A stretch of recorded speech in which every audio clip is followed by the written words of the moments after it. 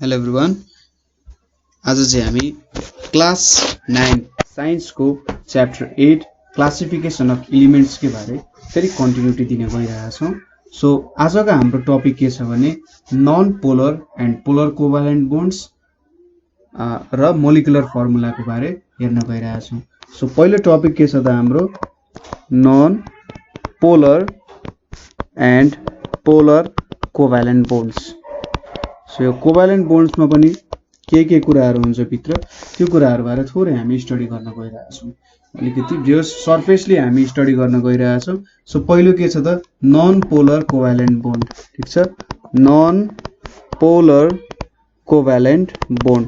So non polar covalent bond भनेर चाहिँ के भन्न खोजेको हो त भन्दाखेरि यो चाहिँ सपोज कस्तो बेला फर्म हुन्छ भन्दा टु एटम्स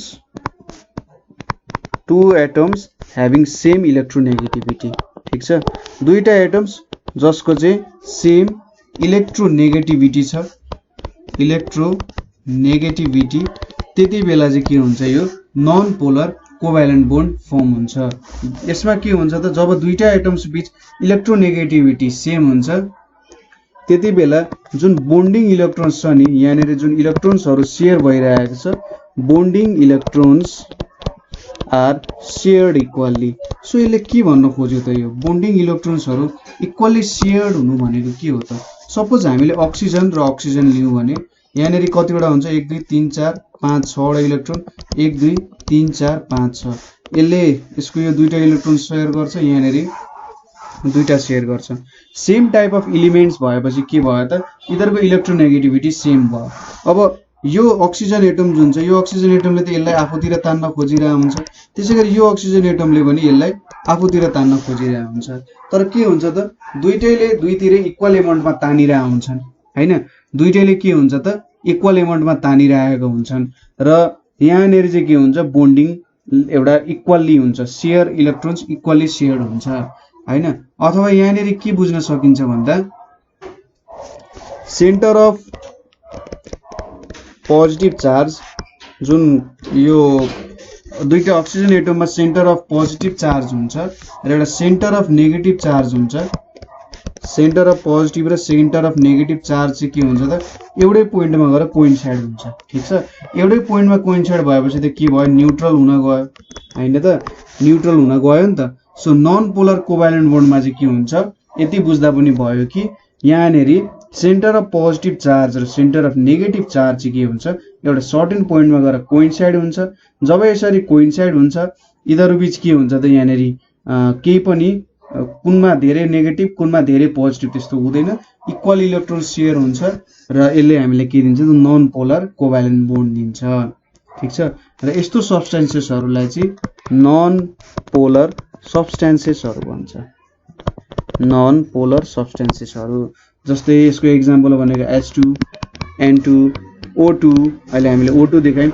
यस्तो सिमिलर टाइप्स अफ एटम्समा चाहिँ जेनरली यो कुराहरू देखिने गर्छ, अरूमा पनि देखिन्छ देखिन त, तर generally similar type of atoms भएकोमा चाहिँ यस्तो खालको फर्मेसनहरू हामीले जेनरली देख्न सक्छौँ। यहाँनिर पोजिटिभ चार्ज र नेगेटिभ चार्जको सेन्टर चाहिँ के हुन्छ त कोइन्साइड हुन्छ र यहाँनिर अरू एक्स्ट्रा चार्जहरू केही पनि आउन पाउँदैन, दुईतिरैबाट फोर्स इक्वल आए जस्तो भयो। दुईतिरैबाट फोर्स इक्वल आइसकेपछि यहाँ उटपट्याङ कुरा केही पनि हुने भएन। ठिक छ, तर पोलर कोभ्यालेन्ट बोन्डमा चाहिँ केही न केही उटपट्याङ हुन्छ। अलि हेर्ने कसरी उटपट्याङ हुन्छ यहाँनिर। So polar covalent bond, so polar covalent बोन्डमा चाहिँ के हुन्छ त भन्दा यहाँनिर ठ्याक्कै उल्टो, यहाँ चाहिँ pair of electrons which are shared pair of electrons अब which are shared भन्दा पनि are unequally shared। ठिक छ, unequally shared between atoms। So पहिले के थियो सबै एटम्स बीच इक्वली सेयर भएको थियो, अब चाहिँ के भइरहेछ त नम्बर अफ इलेक्ट्रोन्सहरू अनइक्वली सेयर भइरहेछ। सो यो कुरा चाहिँ हामीले एउटा वाटरको मोलिक्युलबाट बुझाउन सक्छौँ। सो यसको लागि यो मेरो अक्सिजन भयो, वाटरमा अक्सिजनको मोलिक्युल भयो, यहाँनिर यसरी 1 2 3 4 दुईटा त के भइरहेछ त शेयर भइरहेको हुन्छ। यहाँनिर यसरी दुईटा छ अब यहाँनिर मैले यसरी एउटा हाइड्रोजन बनाएँ, यो इलेक्ट्रोनहरू भयो यहाँनिर। यिनीहरू बीच प्रत्येक पेयर बीच के भयो त हेर्नु त, एउटा एउटा बोन्ड छ यहाँनिर हैन। यसले चाहिँ एउटा सिंगल पेयर बोन्ड देखाउन खोज्यो र यहाँनिर अक्सिजनमा पनि 8 वटा इलेक्ट्रोन, यहाँ पनि 8 इलेक्ट्रोन। ठीक छ, सबै कुरा ठीक छ, छैन, केही न केही चाहिँ यहाँ गलत भइरहेको हुन्छ। के गलत भइरहेको हुन्छ त भन्दा, हाइड्रोजनको सपोज अक्सिजनलाई के चाहिरहेछ त, इलेक्ट्रोन चाहिरहेको हुन्छ हैन। उसलाई चाहिँ मलाई जसरी भए पनि 2टा इलेक्ट्रोन चाहिरहेछ भनेर हुन्छ। र दुर्भाग्यवश उसको के हुन्छ त, 2टा हाइड्रोजनसँग भेट हुन्छ र उसले के गर्छ त, मसँग यिनीहरूसँग सेयर गर्छु भनेर भन्छ हैन। यिनीहरूसँग सेयर पनि हुन्छ, एउटा सर्टेन स्टेबिलिटी पनि आउँछ। ठीक छ, यिनीहरूले कोभ्यालेन्ट बोन्ड फर्म गर्यो अरे। ठीक छ, कोभ्यालेन्ट बोन्ड फर्म गर्यो हैन, कोभ्यालेन्ट बोन्ड फर्म भयो। अब जब यसरी कोभ्यालेन्ट बोन्ड फर्म हुन्छ नि, अक्सिजनको के हुन्छ त, ऊ आफैमा ठुलो छ हैन। अक्सिजनले चाहिँ ठीक छ, सुरुमा त कोभ्यालेन्ट बोन्ड फर्म गरिहाले। अब अक्सिजनको शक्ति यति धेरै हुन्छ कि उसले त्यो इलेक्ट्रोनहरू, जुन हाइड्रोजनको इलेक्ट्रोनहरू छ नि, त्यसलाई आफूतिर तान्न सक्ने शक्ति हुन्छ, किनभने उसको इलेक्ट्रोनेगेटिभिटी नै धेर छ हैन। इलेक्ट्रोनेगेटिभिटी धेर हुनुको मतलब यहाँनिर उसको जुन एटममा छ उसको तान्ने क्षमता ज्यादा हुन्छ। तान्ने क्षमता ज्यादा भएपछि उसले यो हाइड्रोजनको इलेक्ट्रोनहरूलाई के गर्न सक्छ त, आफूतिर तान्न सक्छ। बुझ्नुभयो? सो अक्सिजनको इलेक्ट्रोनेगेटिभिटीको कारण के हुन्छ त, धेरै इलेक्ट्रोनेगेटिभिटी छ, त्यो कारण के हुन्छ, इलेक्ट्रोनहरू चाहिँ यो हाइड्रोजनको इलेक्ट्रोन पनि अक्सिजन नजिक आउँछन्। ठीक छ, यहाँनिर कोभ्यालेन्ट बोन्ड छ तर अक्सिजनतिर यो इलेक्ट्रोनहरू तानिन्छन् हैन। सो यो इलेक्ट्रोनको अक्सिजनको चाहिँ इलेक्ट्रोनेगेटिभिटी धेरै छ, इलेक्ट्रोन आफूतिर तानिन्छन्। तानिएपछि के हुन्छ त, यो नजिकै इलेक्ट्रोन आयो भने चाहिँ अक्सिजनको इलेक्ट्रोनेगेटिभिटी बढ्ने हो नि त। उसको नजिकै त धेरै इलेक्ट्रोनहरू झुमिए, धेरै इलेक्ट्रोन झुमिएपछि के भयो, यसको इलेक्ट्रोनेगेटिभिटी बढ्ने हो। यसलाई चाहिँ डेल्टाले डिनोट गर्छ। एउटाबाट इलेक्ट्रोन नजिकै आयो भने चाहिँ डेल्टा माइनस, अर्कोबाट आयो भने चाहिँ डेल्टा माइनस। यसले के देखाउँछ त, एकदमै सानो रूपमा इलेक्ट्रोनेगेटिभिटी बढिरहेछ भनेर देखाउँछ है डेल्टाले। र यहाँनिर के भयो त, हाइड्रोजनको इलेक्ट्रोन त टाढा गयो, सो यहाँनिर इलेक्ट्रोपोजिटिभिटी बढ्यो 2टा हाइड्रोजनको। ठीक छ, के भयो त, इलेक्ट्रोपोजिटिभिटी बढ्यो। यहाँनिर यो भनेको एउटा पार्शियल चार्ज भन्न खोजे जस्तो, अक्सिजनले पार्शियल नेगेटिभ चार्ज गेन गर्यो र 2टा हाइड्रोजनले पार्शियल पोजिटिभ चार्जहरू गेन गर्न गए। ठीक छ, के गर्यो त, अक्सिजनले पार्शियल नेगेटिभ चार्ज 2टा गेन गर्यो, हाइड्रोजन 2टाले पार्शियल पोजिटिभ चार्ज गेन गर्यो। सो यहाँनिर के भन्न सक्यो त भन्दा, this partial positive and negative charge, ठीक छ, यो partial positive and negative charge in two sides of water makes it bipolar or dipole compound। ठीक छ, डाइपोल कम्पाउन्ड बनाउँछ। यहाँनिर जुन बोन्ड फर्म भइरहेछ यसले चाहिँ के गर्छ त, यहाँनिर एउटा डाइपोल कम्पाउन्ड फर्म गर्छ र डाइपोल कम्पाउन्ड फर्म गर्नलाई चाहिँ के भन्छ त, पोलर कोभ्यालेन्ट बोन्ड भनेर भन्छ। यसलाई चाहिँ के भन्दो रहेछ त, पोलर कोभ्यालेन्ट बोन्ड फर्म गर्नु भन्छ। सो जब डाइपोल सेटअप हुन्छ के हुन्छ भन्दा, यहाँनिर के छ, नेगेटिभ चार्ज छ, यतापट्टि पोजिटिभ चार्ज छ। यसरी नेगेटिभ पोजिटिभ चार्ज सेटअप भएपछि यिनीहरू बीच एउटा एट्र्याक्टिभ फोर्स भयो। सो एक तरिकाले सोच्नु कि यहाँनिर कोभ्यालेन्ट बोन्ड भित्रै एउटा इलेक्ट्रोभ्यालेन्ट बोन्ड पनि सेटअप भयो जस्तो सोच्न सकिन्छ यसलाई है। डाइपोल भनेको चाहिँ कस्तो भन्दाखेरि, एउटा 2टा चार्ज छ तर त्यो चाहिँ एउटा सिंगल चार्ज जस्तो काम गरिरहेछ भन्न खोज्यो। यसको बारे तपाईले अलि पछि डिटेलली पढ्नुहुन्छ। सोच्नुस् कि यहाँनिर यिनीहरू बीच एट्र्याक्सन बढ्यो र यिनीहरू बीच के भयो त, फोर्स एउटा क्रिएट भयो र यहाँनिर जुन फोर्स क्रिएट भएको छ यिनीहरूले चाहिँ यो बोन्डलाई स्ट्रङ बनाउने काम गर्छ। ठीक छ, के हुने रहेछ त, बोन्डलाई अलिकति स्ट्रङ बनाउने काम गर्ने रहेछ। सो यस्तो खालको चाहिँ हामीले अमोनिया NH3 मा पनि देख्न सक्छौं, त्यसैगरी हाइड्रोक्लोरिक एसिडमा पनि देख्न सक्छौं। सो म हाइड्रोक्लोरिक एसिडको देखाइदिन्छु कस्तो हुन्छ त, यहाँ हाइड्रोजनको एउटा भयो, क्लोरिनको एउटा 1 2 3 4 5 6 7 वटा भयो र यसरी यहाँनिर बोन्ड सेटअप भएको छ। क्लोरिन चाहिँ के हुन्छ, हाइड्रोजन भन्दा धेरै इलेक्ट्रोनेगेटिभ हुन्छ। सो यसले यो इलेक्ट्रोन चाहिँ आफूतिर धेरै तान्छ र यहाँनिर यसरी पार्शियल नेगेटिभ चार्ज यहाँनिर पार्शियल पोजिटिभ चार्ज सेटअप हुन्छ र यहाँ पनि के भयो त एउटा डाइपोल क्रिएट हुन गयो।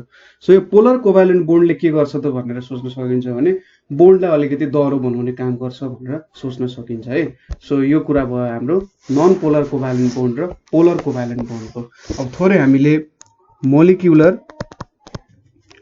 फर्मुलाको बारे हेर्न गइरहेछौँ। मोलिकुलर फर्मुला कसरी लेख्ने, किन चाहिन्छ भन्ने कुराहरू। सो यसको तपाईहरुलाई डिफिनेसनबाटै काफी के हुन सक्छ भन्दाखेरि मोलिकुलर फर्मुला भनेको के हो।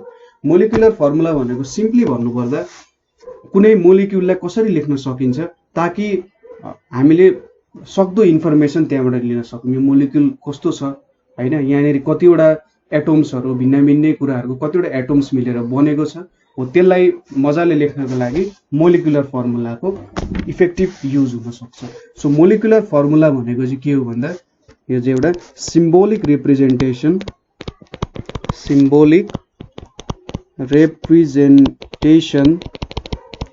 Of the molecule of a substance molecule of A substance. Molecule भनेको चाहिँ के हो त, मोलिक्युल भनेको कम्पाउन्डको युनिट हो। कुनै पनि कम्पाउन्डको स्मलेस्ट युनिटलाई चाहिँ के भन्छ त मोलिक्युल भन्छ।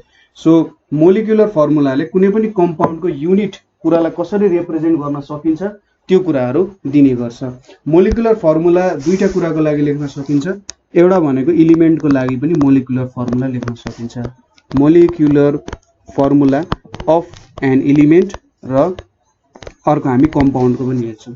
So molecular formula of an element भनेको चाहिँ सपोज अक्सिजन छ, अक्सिजनलाई त्यतिकै ओ रिप्रेजेन्ट हो, अक्सिजनको सिम्बल भनेको ओ हो। अब नेचरमा चाहिँ डाइरेक्टली यसरी ओमा फ्री फर्ममा यसरी ओमा हुँदैन। यो चाहिँ एउटा अर्को मोलिक्युलसँग हामीले कोभ्यालेन्ट बोन्डहरुमा हेरिसक्यौं कि O2 भएर बसेको हुन्छ, ठीक छ। सो एउटा अक्सिजन मोलिक्युलमा के हुन्छ त, अक्सिजन मोलिक्युलमा दुईटा एटम्सहरु अक्सिजनको जोडिएर बसेको हुन्छ कोभ्यालेन्ट बोन्डमा है। त्यसैगरी N2 मा पनि यही कुराहरु हुन्छ। बोन्डको नम्बरहरु बेग्ला बेग्लै होला, यो ट्रिपलमा हुन्छ, अक्सिजनमा डबल बोन्डमा हुन्छ हैन। सो यसरी चाहिँ रिप्रेजेन्ट गर्न सकिन्छ। So molecular formula of an element भनेको चाहिँ के हो त, molecular formula of an element भन्दा हामीले कसरी डिफाइन गर्न सक्छौं यो कुरालाई, यो चाहिँ symbolic representation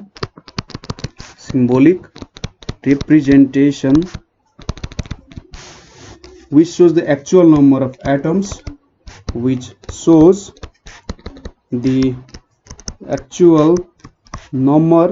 of atoms, in one molecule of an element।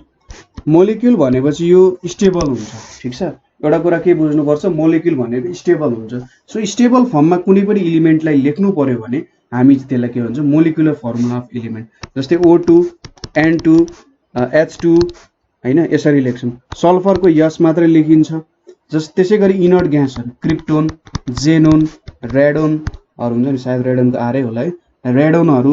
त्यसैगरी हिलियमहरुलाई चाहिँ सिंगल लेखिन्छ, त्यसैगरी नियोनहरुलाई सिंगल लेखिन्छ, O2 N2 H2। सो यो इनर्ट ग्यासेसहरु चाहिँ सिंगलमा पनि के छ त, स्टेबल छन्। सो मोलिकुलर फर्मुला इदरको यही नै हुन्छ, एउटा सिंगल एटम हुन्छ, यहाँनेर चाहिँ दुईटा एटमहरु बीच केही बोन्डिङ भएको छ भनेर लेखा हो। सो एउटा के कुरा याद गर्नुपर्छ नि, 2n लेख्नु र n2 लेख्नु बेग्लै कुरा हो। 2n ले चाहिँ के जनाउँछ त भन्दा 2 एटम्स अफ नाइट्रोजन भनेर जनाउँछ, ठीक छ। यहाँनेर चाहिँ दुईटा एटम्स अफ नाइट्रोजन छ है भनेर जनाउँछ। यिनीहरु बीच बोन्डिङ नहुन सक्छ, बोन्डिङ छैन भनेर लेखा हो। यहाँनेर दुईटा एटम्स अफ नाइट्रोजन छ, यिनीहरु बीच बोन्डिङ छैन, यो चाहिँ एउटा मोलिक्युल भनेर देखाउन खोजेको। N2 भनेको चाहिँ एउटा मोलिक्युल हो र यिनीहरु बीच केही न केही बोन्डिङ छ भनेर देखाउन खोजेको। सो 2n अगाडि के सफिक्स आयो भने यसरी यसले के जनाउँछ त, दुईटा एटम्स भन्न खोजेको। यहाँनेर तलतिर आयो भने यसरी 2 लेख्यो भने सबस्क्रिप्टमा हैन, यसरी तल लेख्नुलाई चाहिँ सपोज x छ, यदि तल लेख्यो भने सबस्क्रिप्ट हुन्छ, माथि लेख्यो भने यो सुपरस्क्रिप्ट हुन्छ है। सबस्क्रिप्ट यो भनेको सुपर, यतापटि माथिको सुपरस्क्रिप्ट, तल लेख्ने सबस्क्रिप्ट, यतापटि लेख्यो भने यसलाई एउटा कोफिसिएन्ट भनेर भन्छ। त्यो कुराहरु पनि बुझ्नु पर्ने हुन्छ है। सबस्क्रिप्ट, सुपरस्क्रिप्ट र यतापटि कोफिसिएन्ट भनेर भन्न हुन्छ। सो यसरी चाहिँ हामीले कुनै पनि मोलिकुलर फर्मुला अफ इलिमेन्ट लेख्न सक्छौं। तर हामीले यहाँ मेन कुरा सिक्नु पर्ने भनेको molecular formula of a compound, ठीक छ, molecular formula of A compound. So compound को बारे बुझ्नको लागि के चाहिन्छ त हामीलाई, त्यहाँनेरि कतिवटा एटम्स छन्, नम्बर अफ एटम्स छन्, त्यसैगरी कतिवटा एटम्स छन्, त्यसैगरी हाउ आर दे कम्बाइन्ड, हैन, कसरी कम्बाइन भएको छ, यो कुराहरु त हामीले जान्नु पर्ने हुन्छ। यो सबैको इन्फर्मेसन चाहिँ केले दिन्छ त, मोलिकुलर फर्मुलाले दिन सक्छ। जस्तै molecular formula of a water भनेको H2O हो नि, H2O ले यो एउटा स्टेबल हो, H2O मात्रै छ भने पनि यो स्टेबल हुन्छ। सो वाटर को एउटा मोलिकुलर फर्मुला हो, यो एउटा कम्पाउन्ड हो, किन भन्दाखेरि दुईटा डिफरेन्ट एटम्सहरु जोडिएको छ।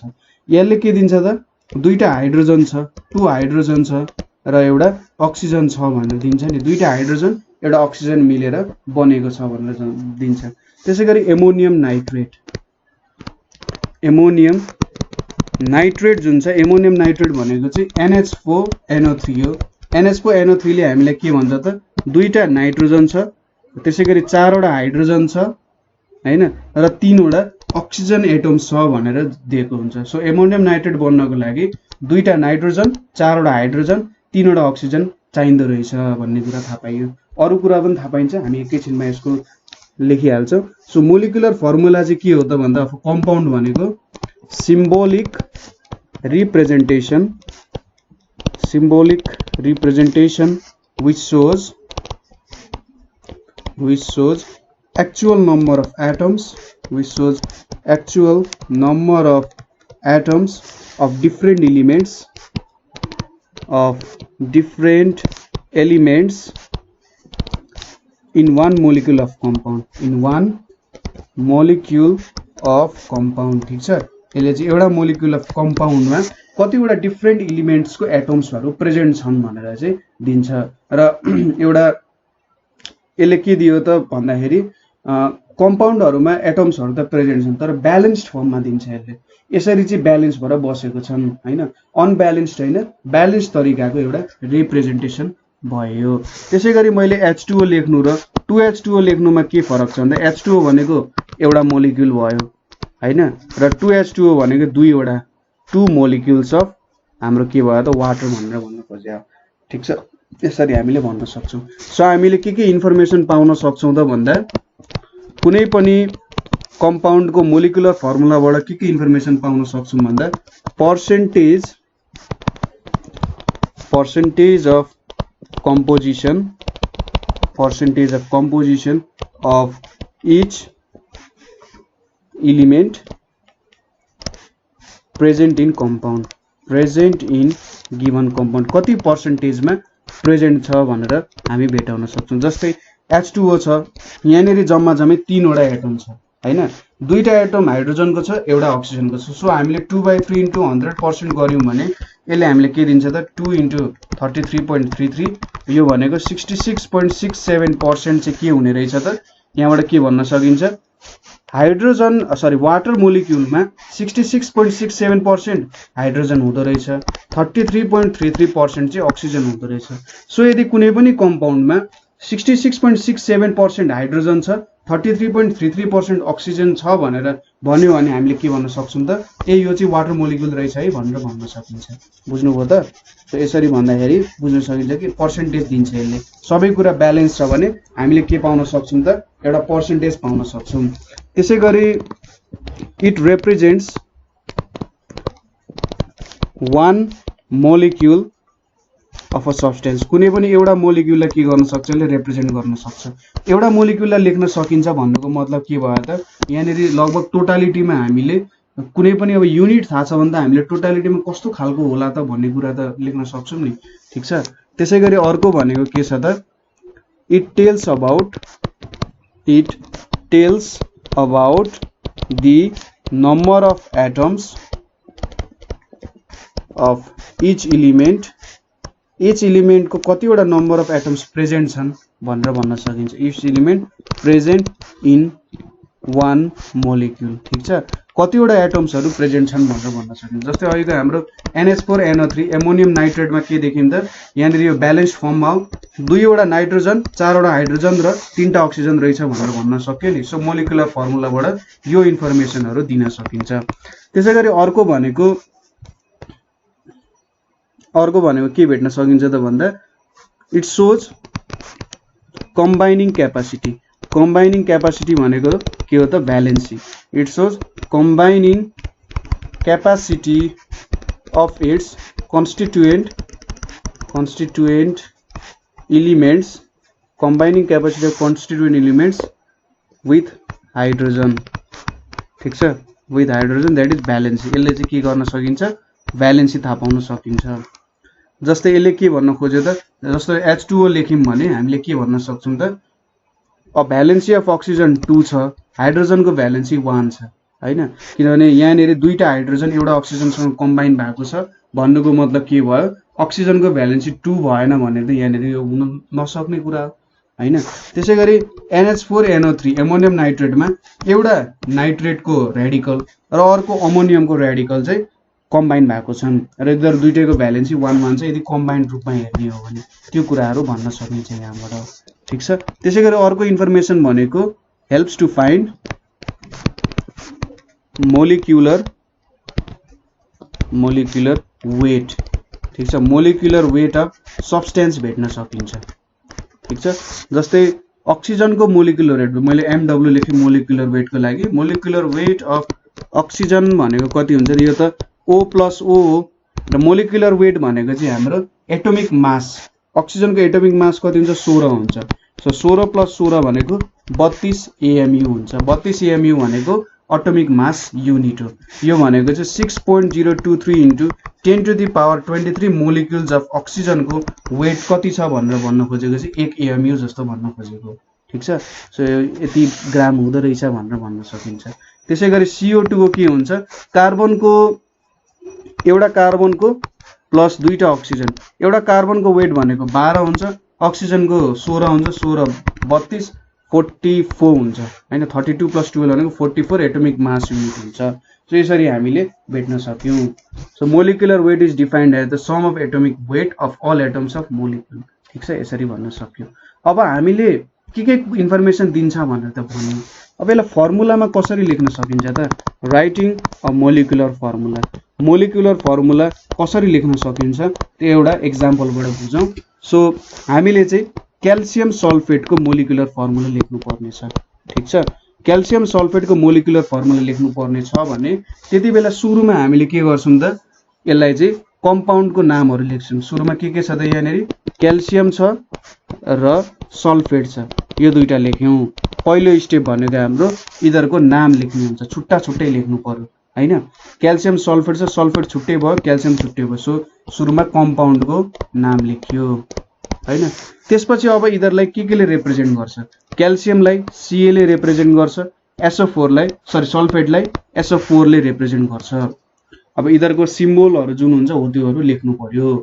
त्यसैगरी यिनीहरुको भ्यालेन्सी कति हुन्छ त, त्यो कुरा चाहिँ थर्ड स्टेपमा लेख्छौं। ठीक छ, क्याल्सियमको भ्यालेन्सी 2 हुन्छ र SO4 को भ्यालेन्सी पनि 2 हुन्छ। ठीक छ, बुझ्नु भयो होला। क्याल्सियमको भ्यालेन्स सुरुमा फर्स्ट स्टेपमा यिनीहरुको नाम छुट्टा छुट्टै लेख्यो, त्यसपछि यिनीहरुको फर्मुला लेख्यो। क्याल्सियमको Ca हुन्छ, यसको SO4 हुन्छ। त्यसपछि के लेख्यो त, सिम्बलहरु लेख्यो यिनीहरुको। त्यसपछि यिनीहरुको भ्यालेन्सीहरु कहाँ लेखिन्छ त, हामीले यतापट्टि कर्नरमा, यो कर्नरमा हामीले के लेख्छौं त, यिनीहरुको भ्यालेन्सीहरु लेख्छौं। फोर्थ स्टेपमा हामीले के गर्छौं भने यसको भ्यालेन्सी यतापट्टि पुर्याइदिन्छौं, यसको भ्यालेन्सी यता तलतिर लेख्छौं कि अब ठ्याक्कै सबस्क्रिप्टमा। ठीक छ, Ca2 लेख्छौं र अर्कोतिर SO4 होल 2, किनभने SO4 को होललाई राख्यो। सो यता माथिको भ्यालेन्सी यहाँनेरि पुर्याइदिन्छौं, यसको यता तल लेख्छौं। अब यिनीहरुको भ्यालेन्सीमा के इक्वालिटी आउँछ भने त्यो कुरा हामी काट्दिन्छौं। ठीक छ, जस्तै यहाँ 2 2 छ नि, यिनीहरुलाई काट्दिन्छौं जति इक्वल आउँछ। यदि Ca2 SO4 आएको भए हामी यहाँनेरि 2 या 2 1 जा 2 2 2 जा 4 हुन्छ, यसरी लेख्थ्यौं। सो दुईटै 2 2 क्यान्सल भयो, 1 1 आयो, Ca4 SO4 यसरी लेख्छौं। CaSO4 चाहिँ यसको फर्मुला हुन जान्छ।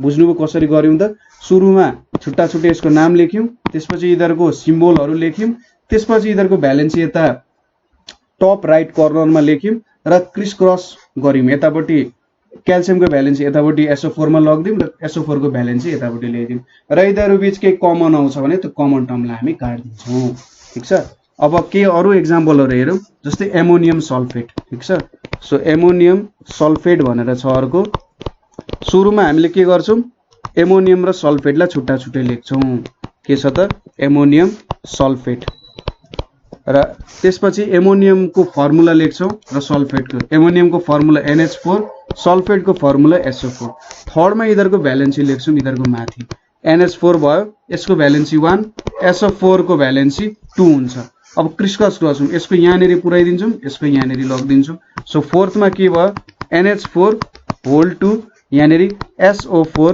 1 हुने भयो र फाइनली इधरलाई जोडेर लेख्छौं इधर बीच के कमन आएन सो NH4 2 SO4 ले चाहिँ के दियो त हामीले एमोनियम सल्फेट दियो त्यसैगरी कार्बन डाइअक्साइड लेख्दाखेरि सुरुमा हामी के लेख्छौं कार्बन लेख्छौं त्यसपछि डाइअक्साइड भनेर लेख्छौं हैन त्यसैको सो अर्को जोडी कार्बन र डाइअक्साइड भने चाहिँ O2 हुन गयो थर्ड स्टेपमा सेकेन्ड स्टेप थर्ड स्टेपमा यसको भ्यालेन्सी यहाँनेरि 4 हुन्छ त्यसैगरी O को कति हुन्छ त यहाँनेरि O2 भनेपछि यहाँनेरि सपोज 2 हुन्छ यतापट्टि हैन अक्सिजनको एउटा सिंगलको भ्यालेन्सी लेख्छौं हामीले O2 त लेख्दैन O मात्रै लेख्नु है O मात्रै लेख्नु पर्ने हुन्छ डाइअक्साइड भन्छ अक्साइड भन्छ अक्सिजनको लेख्नु पर्यो भनेर बुझ्नु पर्यो है सो O को 2 हुन्छ अब यहाँनेरि क्रिस क्रस गर्छौं क्रिस क्रस गरेर लेख्दा C2 आयो O4 आयो अब कमन आउँछ 2 1 जा 2 2 2 जा 4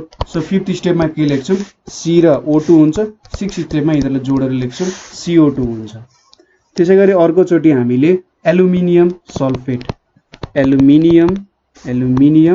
सल्फेट को लागि लेख्नु पर्ने हुन्छ सो एल्युमिनियम भनेको Al हुन्छ सल्फेट भनेको SO4 हुन्छ दोस्रोमा इधरको भ्यालेन्सी Al को भ्यालेन्सी 3 हुन्छ SO4 को भ्यालेन्सी 2 हुन्छ क्रिस क्रस गरेर यो पोइन्टमा पुर्याउँछौं सो के हुन्छ Al2 अनि यहाँ SO4 3 इधर बीच केही कमन आउँछ आउँदैन सो Al2 SO4 3 भनेको चाहिँ एमोनियम सल्फेट को फर्मुला हुन जान्छ त्यसैगरी लास्टली हामीले एउटा सोडियम कार्बोनेट भनेर हेर्यौं सोडियम कार्बोनेट सो सुरुमा के लेख्छौं सोडियम छुट्टै कार्बोनेट छुट्टै लेख्छौं त्यसपछि इधरको मोलिकुलर फर्मुला लेख्छौं सिम्बल लेख्छौं सोडियमको Na कार्बोनेटको CO3 थर्ड स्टेपमा इधरको भ्यालेन्सी सोडियमको भ्यालेन्सी 1 हुन्छ कार्बोनेटको भ्यालेन्सी 2 हुन्छ अब इधरलाई क्रिस क्रस गर्छौं यता 2 जान्छ यता 1 जान्छ सो फोर्थमा के हुन्छ Na2CO3 1 हुन्छ अब यहाँनेरि के कमन आउँछ